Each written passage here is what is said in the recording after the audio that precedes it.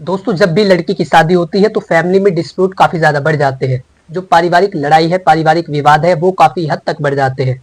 देखिए, इसमें कौन सा पक्ष सही है, कौन सा गलत, मैं इसकी बात नहीं कर रहा हूँ। यानी कि लड़का सही है या जो पति है वो सही है या उसकी पत्नी सही है, इस बात को यदि हम छोड़ दें तो चाहे विवाद का कारण कुछ भी हो, लेकिन जो डिस्प्यूट है वो होने लग जाते हैं। तो यदि किसी भी महिला को ससुराल में रहने के दौरान परेशान किया जाता है, प्रताड़ित किया जाता है, यातनाएं दी जाती है या उसके साथ दुर्व्यवहार किया जाता है, उसको ताने मारे जाते हैं, तो इन सभी कंडीशनों में डोमेस्टिक वायलेंस एक्ट लागू होता है। जो घरेलू हिंसा अधिनियम है वो इस कंडीशन में लागू होता है यदि किसी भी महिला को परेशान किया जाता है। इसके साथ ही यदि डिस्प्यूट पति और पत्नी के बीच है तो डोमेस्टिक वायलेंस के अंतर्गत केस चलता है। लेकिन यदि जो विवाद है वो बहू और सास के बीच होता है तो ऐसी स्थिति के अंदर यदि सास वरिष्ठ नागरिक है तो वरिष्ठ नागरिक अधिनियम भी लागू होगा, सीनियर सिटीजन एक्ट है वो भी लागू होगा, और जो डोमेस्टिक वायलेंस एक्ट है वो भी लागू होगा, क्योंकि बहू और सास के बीच विवाद है या बहू और ससुर के बीच विवाद है। तो यदि ऐसी स्थिति में हम देखें तो सीनियर सिटीजन एक्ट भी होता है और डोमेस्टिक वायलेंस एक्ट भी होता है।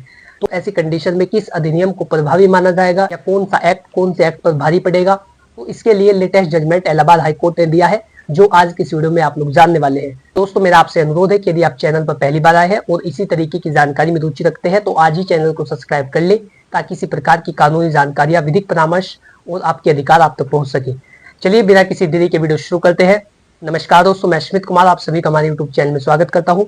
दोस्तों, इस जजमेंट का नाम है Deepali Chopra versus state of UP, जो 27/4/2024 में दिया गया है, यानी कि जो लेटेस्ट जजमेंट है हाल फिलहाल में ही दिया गया है।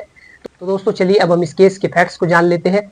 इसमें जो मुख्यतः जो विवाद का विषय होता है वो होता है एक मकान। बहू भी उस मकान में रहना चाहती है और सीनियर सिटीजन जो है वो उस मकान में रहना चाहते हैं, और वो ये नहीं चाहते कि बहू उस मकान में रहे। के चलते जो वरिष्ठ नागरिक है वो बहू पर ये आरोप लगाते हैं, ये एलिगेशंस लगाते हैं कि वो उन्हें परेशान करती है, उनका ख्याल नहीं रखती है, या बेटे को कहती है कि वो उनकी बेसिक नीड्स को पूरा ना करे। तो ये सभी एलिगेशंस लगाए जाते हैं बहू पर, जिसके चलते जो सीनियर सिटीजन है वो सीनियर सिटीजन ट्रिब्यूनल में एसडीएम साहब के पास एक एप्लीकेशन देते हैं कि मेरी बहू मुझे परेशान करती है और मुझे परेशान किया जा रहा है, मेरी बेसिक नीड्स जो है, जो आम जरूरतें हैं, उनको पूरा नहीं किया जा रहा है, और मैं ये नहीं चाहता कि ये इस मकान में रहे या ये हमारे पास रहे। तो इसके चलते सीनियर सिटीजन ट्रिब्यूनल उस एप्लीकेशन को अलाउ कर देती है और बहू के एविक्शन ऑर्डर पास कर दिए जाते हैं। बहू का बेदखली का आदेश कर दिया जाता है, बहू को ये आदेश दिया जाता है कि वो घर को खाली करे। ये आदेश सीनियर सिटीजन ट्रिब्यूनल की तरफ से बहू के विरुद्ध दिया जाता है, लेकिन बहू इससे संतुष्ट नहीं होती और वो इसकी रिट पिटीशन फाइल करती है ऑनरेबल इलाहाबाद हाई कोर्ट में। रिट पिटीशन में वो बताती है कि मैंने कभी इन्हें परेशान नहीं किया और ये मुझे घर से निकालना चाहते हैं। लेकिन जो हाई कोर्ट है वो उसकी बात को सुनता है और high court senior citizen tribunal को ये आदेश देता है कि वो इस वाद का निस्तारण, इसका निष्कर्ष S Vinita versus the deputy commissioner के वाद के अनुसार करे। जो फैक्ट्स उस वाद में देखे गए थे वो इसी के आधार पर इस केस का फैसला दे। तो जो केस है वो दोबारा से सीनियर सिटीजन ट्रिब्यूनल में आ जाता है। सीनियर सिटीजन ट्रिब्यूनल उस मामले की दोबारा से जांच करती है, गहनता से जांच की जाती है, और उसके बाद भी जो बहू के एविक्शन ऑर्डर है वो दोबारा से पास कर दिए जाते हैं। बहू को बेदखल करने का आदेश दिया जाता है, एविक्शन ऑर्डर पास कर दिए जाते हैं। बहू इससे परेशान होकर ऑनरेबल हाई कोर्ट में एक अपील दायर करती है, जिसमें वो बताती है कि ये फैसला सीनियर सिटीजन ट्रिब्यूनल ने गलत दिया है और मुझे घर से निकाल दिया गया, जबकि मैंने इन्हें कभी परेशान नहीं किया है। तो दोनों पक्षों की तरफ से एलिगेशंस लगाए जाते हैं। जो सीनियर सिटीजन है वो एलिगेशंस लगाते हैं कि बहू उनको परेशान करती है और लड़के को कहती है कि ये उनकी बेसिक नीड्स को पूरा ना करे और ये हमारा ख्याल नहीं रखती, हमको मेंटेन नहीं करती है, जिसके चलते हम ये चाहते हैं कि ये इस घर में ना रहे, और हम इसे रेंट भी देने के लिए तैयार है, किराया देने के लिए तैयार है कि वो कहीं और रह ले, लेकिन हम ये नहीं चाहते कि वो इसी घर में रहे।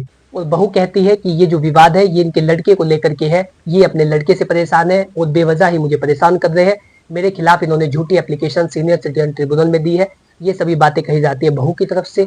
ऑनरेबल हाईकोर्ट दोनों पक्षों की बात को सुनती है और अपनी फाइंडिंग देती है कि मान लेते हैं कि ये घर ससुर का है, ये घर ससुर के नाम है, लेकिन जब लड़की की शादी हुई थी तो वो सबसे पहले इसी घर में रही थी, इसलिए डोमेस्टिक वायलेंस एक्ट के अनुसार इसका इस घर में राइट टू रेजिडेंस है और सीनियर सिटीजन एक्ट के थ्रू इसे डिफीट नहीं किया जा सकता, और सीनियर सिटीजन ट्रिब्यूनल को ऐसी कोई पावर नहीं है कि वो डोमेस्टिक वायलेंस के अगेंस्ट फैसला दे, और इसलिए एविक्शन ऑर्डर खारिज किए जाते हैं, उसे सेटिस्फाई किया जाता है और बहू को इसी घर में रहने का आदेश दिया जाता है।